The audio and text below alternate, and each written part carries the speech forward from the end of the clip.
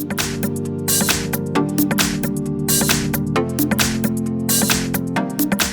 front of me is Samsung Galaxy Note 20 Ultra, and let me show you how to activate developer options on the following device.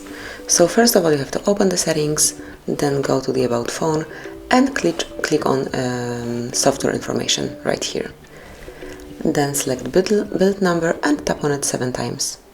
And as you can see, developer mode has been enabled, so let me go back, and now under About Phone you will find developer options. So smoothly click on it to enter, and here you can apply all the features, all the options. So for example, if you would like to disable USB audio routing, just tap here and now it is deactivated. You can turn off this feature the same way. Then you can simulate color space just like that, and here you can pick it.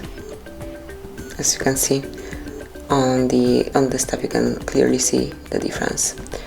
And then if you would like to go back to default, just click on disabled and that's it. So basically you just need to locate the feature that you would like to use, the operation that you would like to perform, use it, and then if you would like to turn developer options off, tap here and it is no longer active. As you can see, it also disappeared from the settings list. And that would be all. This is it. Thank you for watching. Please subscribe our channel and leave the thumbs up.